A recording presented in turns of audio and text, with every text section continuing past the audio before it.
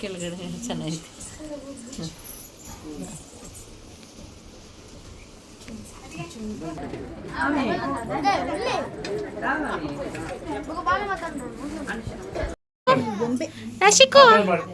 ರಸಿಕು ಸರ ಹೋಯ್ತೆ ಸೈಡಿಗೆ. ಹಾಯ್ ಹಲೋ ನಮಸ್ತೆ, welcome back to Vidya vlog. ಹೊಸ ವೈಬಿಂದ ಸ್ಟಾರ್ಟ್ ಆಗ್ತಿದೆ ಇವತ್ತಿನ ವ್ಲಾಗ್ಸ್. ಏನಪ್ಪಾ ಅಂದ್ರೆ ನನ್ನ ಮಗುವಿನ ನಾಮಕರಣ. ಒಂದ್ ಮಗು ಆದ್ಮೇಲೆ ಎರಡನೇ ಮಗು ಅಪೋಸಿಟ್ ಆಗಿ ಹುಟ್ಲಿ ಅನ್ನೋದು ಎಲ್ಲಾರ ಬಯಕೆನೂ ಆಗಿರುತ್ತೆ. ಹಾಗಂತ ಅಂದ್ರೆ ಮೊದಲನೇ ಮಗು ಹೆಣ್ಣಾಗಿದ್ರೆ ಎರಡನೇ ಮಗು ಗಂಡಾಗ್ಲಿ, ಹಾಗೆ ಮೊದಲನೇ ಮಗು ಗಂಡಾಗಿದ್ರೆ ಎರಡನೇ ಮಗು ಹೆಣ್ಣಾಗ್ಲಿ ಅನ್ನೋದು ಎಲ್ಲಾರ ಬಯಕೆನೂ ಆಗಿರುತ್ತೆ. ಆದ್ರೆ ನನಗಂತೂ ಯಾಕೋ ಗೊತ್ತಿಲ್ಲ, ಮೊದಲನೇ ಮಗು ಹೆಣ್ಣಾದ್ಮೇಲೆ ಎರಡನೇದೂ ಹೆಣ್ಣಾಗ್ಲಿ ಅನ್ನೋದು ತುಂಬಾನೇ ಕೋರಿಕೆ ಆಗಿತ್ತು. ಇದು ನನ್ ಕೋರಿಕೆ ಅಷ್ಟೇ ಅಲ್ಲದೆ ನನ್ ಗಂಡನ್ ಕೋರಿಕೆನೂ ಇದೇ ಆಗಿತ್ತು. ಹಾಗೆ ದೇವ್ರ ಆಶೀರ್ವಾದನೋ ಏನೋ ಗೊತ್ತಿಲ್ಲ, ನನ್ಗೆ ಎರಡನೇದೂ ಹೆಣ್ಮಗುನೇ ಆಯ್ತು. ಆಮೇಲೆ ಇಲ್ಲಿ ಸ್ವಲ್ಪ ಗಂಡ್ ಮಗು ಆಗಿದ್ರೆ ಚೆನ್ನಾಗಿರ್ತಿತ್ತು ಅನ್ನೋ ಮನೋಭಾವ ಬಂದ್ರೂನು ಅವಳ ಮುಖ ನೋಡಿದ ತಕ್ಷಣ ಎಲ್ಲಾರ್ಗು ಸಮಾಧಾನ ಆಯ್ತು. ಇನ್ನು ನಮ್ಮಮ್ಮ ಮೊದಲನೇ ಮಗುಗೆ ನಾಮಕರಣ ಮಾಡಿದೀವಿ, ಎರಡನೇ ಮಗುಗೂ ನಾಮಕರಣ ಮಾಡ್ಬೇಕು ಅನ್ನೋ ಸಂಭ್ರಮದಲ್ಲೇ ಇದ್ದಾರೆ. ಹಾಗೆ ನಮ್ ಕಡೆ ಅಜ್ಜಿಂದ್ರು ಉಡ್ದಾರನ ಹಾಕ್ಬೇಕು, ಹಾಗಾಗಿ ನಮ್ಮಮ್ಮ ಮತ್ತೆ ನಮ್ಮ ಅತ್ತೆ ಸೇರ್ಕೊಂಡು ಉಡ್ದಾರನ ಹಾಕಿದ್ರು.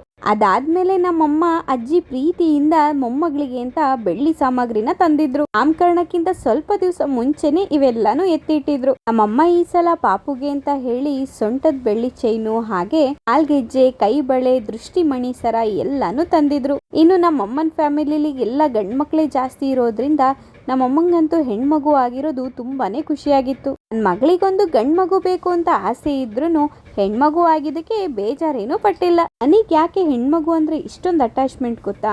ನನ್ನ ಫ್ಯಾಮಿಲಿಲಿ ಅಂದ್ರೆ ನಮ್ಮಮ್ಮಂಗೆ 4 ಜನ ಮಕ್ಕಳು, ಅದರಲ್ಲಿ 3 ಜನ ಗಂಡ್ ಮಕ್ಳು, ನಾನೊಬ್ಳೆ ಹೆಣ್ಮಗು. ನನಗ್ ಯಾವಾಗ್ಲೂ ಅನ್ಸೋದು ನನಗೊಂದು ಅಕ್ಕನೋ ತಂಗಿನೋ ಇದ್ದಿದ್ರೆ ನಾನು ಅವ್ರ ಜೊತೆ ಅಲ್ಲಿ ಇಲ್ಲಿ ಅಂತ ಓಡಾಡ್ಕೊಂಡು ನನ್ನ ಫೀಲಿಂಗ್ಸ್ ನ ಶೇರ್ ಮಾಡ್ಕೋಬೋದಿತ್ತು ಅಂತ. ಹಾಗಂತ ಅಣ್ಣಂದ್ರು ನನ್ಗೇನು ಕಡಿಮೆ ಅಂತ ಮಾಡಿಲ್ಲ, ಆದ್ರೂನು ಅಕ್ಕ ತಂಗಿ ಇದ್ರೆ ತುಂಬಾನೇ ಚೆನ್ನಾಗಿರೋದು ಅಂತ ತುಂಬಾ ಸಲ ಅನ್ಸಿತ್ತು. ಹಾಗಾಗಿ ಈ ಸಲ ನನಗೆ ಇಬ್ರು ಹೆಣ್ಮಗು ಆಗಿರೋದ್ರಿಂದ ಅವ್ರವ್ರ ಫೀಲಿಂಗ್ಸ್ ನ ಶೇರ್ ಮಾಡ್ಕೊಂಡು ಖುಷಿಯಾಗಿರ್ತಾರೆ ಅನ್ನೋ ನಂಬಿಕೆ ನಂದು. ಎಲ್ಲ ನಾವ್ ಅನ್ಕೊಂಡಂಗ ಆಗುತ್ತೆ ಅಂತ ಅಲ್ಲ, ಆದ್ರೂನು ನಮಗೊಂಥರ ನಂಬಿಕೆ. ಗಂಡಂಗ್ ಯಾಕೆ ಹೆಣ್ಮಗು ಇಷ್ಟ ಅಂತ ಅಂದ್ರೆ, ನನ್ ಮೊದಲನೇ ಮಗಳು ಅವರಪ್ಪ ಎಲ್ಲಾದ್ರೂ ಹೋದ್ರೆ ಸಾಕು, ಅವರಪ್ಪಂಗೆ ಫೋನ್ ಮಾಡೋದಾಗ್ಲಿ, ಆಮೇಲೆ ಅವ್ರ ಮನೆಗೆ ಬಂದ್ಮೇಲೆ ಅವ್ರನ್ನ ಕೇರ್ ಮಾಡೋದಾಗ್ಲಿ ತುಂಬಾನೇ ಮಾಡ್ತಾಳೆ. ಹಾಗಾಗಿ ಇನ್ನೊಂದು ಹೆಣ್ಮಗು ಇದ್ರೆ ಡಬಲ್ ಧಮಾಕ ಅಂತ ಅವ್ರ ಫೀಲಿಂಗು. ನಿಜ ಹೇಳೋದಾದ್ರೆ ಅವ್ರ ಅನಿಸಿಕೆ ನಿಜ ಅಂತಾನೆ ಹೇಳ್ಬೋದು. ಯಾಕಂದ್ರೆ ಹೆಣ್ಮಕ್ಳು ಅಪ್ಪಂದ್ರನ್ನ ತುಂಬಾನೇ ಹಚ್ಕೋತಾರೆ, ಹಾಗೆ ತುಂಬಾನೇ ಕೇರ್ ಮಾಡ್ತಾರೆ. ನನ್ ಗಂಡ ಅಂತೂ ಈ ಚಿಕ್ಕ ಪಾಪುನ ಬಿಟ್ಟು ಎಲ್ಲೂ ಅಲ್ಲಾಡ್ತಿರ್ಲಿಲ್ಲ. ಯಾಕೆ ಅಂತ ಕೇಳಿದ್ರೆ, ಒಬ್ಳಿಗೆ ಹೇಗೋ ಅಟ್ಯಾಚ್ಮೆಂಟ್ ಆಯ್ತು, ಇನ್ನೊಬ್ಳಿಗೂ ಅಟ್ಯಾಚ್ಮೆಂಟ್ ಆಗ್ಬೇಕಲ್ಲ, ಸೊ ಹಾಗಾಗಿ ನಾನು ಅವಳನ್ನ ಬಿಟ್ಟಿರಲ್ಲ ಅಂತ ಇಟ್ಕೊಂಡೇ ಕೂತಿದ್ರು. ಹಾಗೆ ಅತ್ತೆ ಮತ್ತೆ ಅಳಿಯ ಮಗುನ ರೆಡಿ ಮಾಡೋದ್ರಲ್ಲೇ ಇದ್ರು. ನಮ್ ಕಡೆ ಸ್ವಲ್ಪ ಶೆಕೆ ಜಾಸ್ತಿ ಇರೋದ್ರಿಂದ ಪಾಪುಗೆ ಸ್ವಲ್ಪ ಇರಿಟೇಷನ್ ಅಂತ ಅನ್ನಿಸ್ತಾ ಇತ್ತು. ಇನ್ನು ತೊಟ್ಲಿಗೆ ಬೇಕಾಗಿರೋ ಅಲಂಕಾರ ಎಲ್ಲ ಮುಗ್ದೋಗಿತ್ತು, ಇನ್ನು ತೊಟ್ಲಿಗೆ ಹಾಕೋದೊಂದೇ ಬಾಕಿ ಆಗಿತ್ತು. ನಾವು ಮುಂಚೆನೆ ಹೋಗಿ ಒಳ್ಳೆ ಟೈಮಿಂಗ್ಸ್ ನ ಕೇಳ್ಕೊಂಡೆಲ್ಲ ರೆಡಿ ಮಾಡ್ಕೊಂಡಿದ್ವಿ. ಇಲ್ಲಿ 11ರಿಂದ 12 ಗಂಟೆ ಒಳಗಡೆ ಪಾಪುನ ತೊಟ್ಲಿಗೆ ಮಲಗ್ಸಾಕ್ಬೇಕು ಅಂತ ಹೇಳಿದ್ರು. ಸೊ ಹಾಗಾಗಿ ಬೇಗ ಎಲ್ಲಾನೇ ಪ್ರಿಪರೇಷನ್ ಮಾಡ್ಕೊಂಡ್ವಿ. ಇನ್ನು ನಮ್ ದೊಡ್ಡಣ್ಣ ತೊಟ್ಲಿಗೆ ಧೂಪನೆಲ್ಲ ಹಿಡ್ದು ಶುದ್ಧ ಅಂತ ಮಾಡಿದ್ರು. ನಾವಿಲ್ಲಿ 11:30 ಗಂಟೆ ಹಂಗೆ ಪಾಪುನ ತೊಟ್ಲಿಗೆ ಹಾಕಿದ್ವಿ. ಅಮ್ಮ ಅಂತೂ ಈ ವಿಷಯದಲ್ಲೆಲ್ಲ ಸ್ವಲ್ಪ ಖಡಕ್ ಆಗಿ ಇರ್ತಾರೆ, ಟೈಮಿಂಗ್ಸ್ ನ ಸರಿಯಾಗಿ ಫಾಲೋ ಮಾಡ್ಬೇಕು. ಹಾಗಾಗಿ ಯಾವುದೇ ಫಂಕ್ಷನ್ ಅಲ್ಲಿ ಆದ್ರೂನು ಅವ್ರ ಮೆಜಾರಿಟಿ ತಗೊಂಡ್ರೆ ತುಂಬಾನೇ ಸೀರಿಯಸ್ ಆಗಿರ್ತಾರೆ. ಇನ್ನು ಪಾಪುಗೆ ಬೆಳ್ಳಿ ಸ್ಪೂನ್ ನ ತಂದಿದ್ವಿ, ಅದ್ರಲ್ಲೇನೆ ಹಾಲ್ನ ಕುಡ್ಸಿದ್ವಿ. ಅಮ್ಮ, ಅತ್ತೆ ಹಾಗೂ ರಿಷಿಕತ್ಗೆ ಅವ್ರ ಅಮ್ಮ ಅವರೆಲ್ಲ ಹಾಲ್ನ ಕುಡ್ಸಿದ್ರು. ಇನ್ನು 6 ತಿಂಗಳವರೆಗೂ ಹಸು ಹಾಲ್ನ ಮಕ್ಳಿಗೆ ಕೊಡಲ್ಲ, ಸೊ ಹಾಗಾಗಿ ಸ್ವಲ್ಪನೇ ನೆಕ್ಕಿಸ್ತಿದ್ರು. ಶಾಸ್ತ್ರ ಅಂದ್ಮೇಲೆ ಮಾಡ್ಲೇಬೇಕಲ್ವಾ, ಮಾಡಿಲ್ಲ ಅಂದ್ರೆ ಏನೋ ಒಂಥರ ಸಮಾಧಾನ ಇಲ್ಲ ಅನ್ನೋ ತರ ಇರ್ತೀವಿ. ಇನ್ನು ನಮ್ಮಮ್ಮ ತುಂಬಾನೇ ಸೀರಿಯಸ್ ಆಗಿರೋದನ್ನ ನೋಡಿ ನಾನು, ಯಾಕಮ್ಮ ಇಷ್ಟೊಂದು ಸೀರಿಯಸ್ ಆಗಿದ್ದೀರಾ, ಸ್ವಲ್ಪ ಸ್ಮೈಲ್ ಮಾಡಿ ಅಂತ ಅಂದಿದ್ದೆ ತಡ ಅವ್ರ ಮೂಡ್ ಎಲ್ಲ ಚೇಂಜ್ ಆಗೋಯ್ತು. ಅಲ್ಲಿಂದ ಸ್ಮೈಲ್ ಮಾಡಕ್ ಸ್ಟಾರ್ಟ್ ಮಾಡಿದ್ರು. ನಾವು 3 ಜನ ಅಜ್ಜಿಂದ್ರು ಹಾಲೆಲ್ಲ ಕುಡ್ಸಿದಾದ್ಮೇಲೆ ಶಾಸ್ತ್ರನ ಮತ್ತೆ ಮುಂದುವರ್ಸಿದ್ರು. ನಮ್ ಕಡೆ ಪಾಪುನ ತೊಟ್ಲಿಗೆ ಹಾಕಕ್ಕಿಂತ ಮುಂಚೆ ಆ ತೊಟ್ಲಲ್ಲಿ ವೀಳ್ಯದೆಲೆ ಮತ್ತೆ ಅಡಿಕೆನ ಇಟ್ಟಿರ್ತಾರೆ.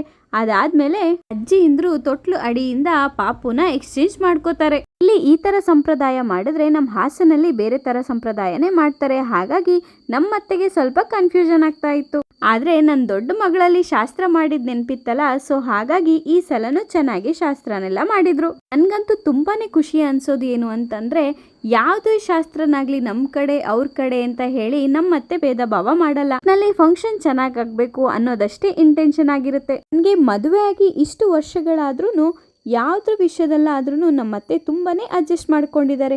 ನಿಮ್ಮ ಕಡೆ ಆ ಶಾಸ್ತ್ರ ಸರಿ ಇಲ್ಲ, ನಮ್ಮ ಕಡೆ ಈ ಶಾಸ್ತ್ರ ಸರಿ ಇದೆ ಅಂತ ಯಾವತ್ತೂ ಬ್ಲೇಮ್ ಮಾಡಿಲ್ಲ. ಒಟ್ನಲ್ಲಿ 2 ಕಡೆ ಶಾಸ್ತ್ರಗಳನ್ನು ನಿಭಾಯಿಸ್ಕೊಂಡು ಹೋಗು ಅಂತ ಹೇಳ್ತಾ ಇದ್ರು.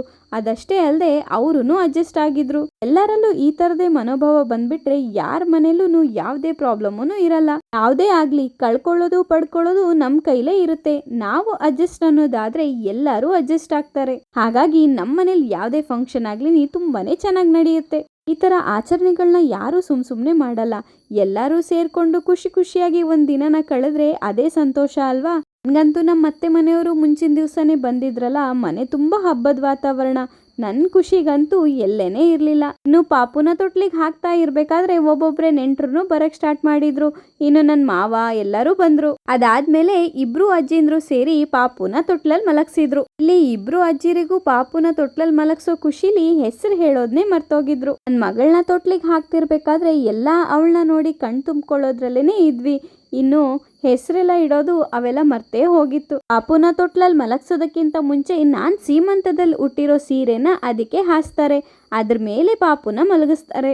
ಪಾಪುನ ತೊಟ್ಲಿಗೆ ಹಾಕಿದ ತಕ್ಷಣ ಎಲ್ಲರೂ ಪಾಪು ಕೈಲಿ ದುಡ್ಡೆಲ್ಲ ಕೊಡ್ತಾ ಇದ್ರು. ನನ್ನ ಮಗಳನ್ನ ತೊಟ್ಲಿಗೆ ಹಾಕಿ ಸ್ವಲ್ಪ ಹೊತ್ತಾದ್ಮೇಲೆ ಅಜ್ಜಿಂದ್ರಿಬ್ರು ಅವಳ ಕಿವಿಲಿ ಅವಳ ಹೆಸರನ್ನ 3 ಸಲ ಹೇಳಿದ್ರು. ಇಬ್ರು ಅಜ್ಜಿಂದ್ರಂತೂ ಎಲ್ಲಾ ಶಾಸ್ತ್ರನೂ ನೀಟಾಗಿ ಒಂದೊಂದಾಗೆ ಮುಗಿಸ್ಕೊಟ್ರು. ಶಾಸ್ತ್ರಗಳೆಲ್ಲ ಮುಗ್ದಾದ್ಮೇಲೆ ನನ್ ಮಗಳು ತೊಟ್ಲಲ್ಲಿ ಮುದ್ದಾಗಿ ಮಲಗಿದ್ಲು. ಅವಳಿಗಂತೂ ನಾವ್ ಏನ್ ಮಾಡ್ತಿದೀವಿ ಅನ್ನೋದು ಗೊತ್ತೇ ಇರ್ಲಿಲ್ಲ. ಆದ್ರೂನು ನಮ್ ಸಂಭ್ರಮಕ್ಕೆ ಅವಳ ಕಾರಣ ಆಗಿದ್ಲು. ಇನ್ನು ಪಾರು ಅಂತೂ ಯಾವಾಗ ಒಂದ್ಸಲ ಶಾಸ್ತ್ರ ಮುಗಿಯುತ್ತೆ ಅಂತ ಕಾಯ್ತಾ ಇದ್ರು, ಪಾಪುನ ಒಂದ್ಸಲ ಎತ್ಕೋಬೇಕು ಅಂತ ಹೇಳಿ. ಹಾಗೆ ಶಾಸ್ತ್ರ ಎಲ್ಲ ಮುಗ್ದಿದ ತಕ್ಷಣ ಒಂದ್ಸಲ ಎತ್ಕೊಂಡು ಅವಳನ್ನ ಮುದ್ದಾಡ್ತಾ ಇದ್ರು. ಪಾಪುನ ತೊಟ್ಲಾಕೋ ಟೈಮಲ್ಲಿ ನಾವು ಮನೆಯವರಷ್ಟೇ ಇದ್ವಿ.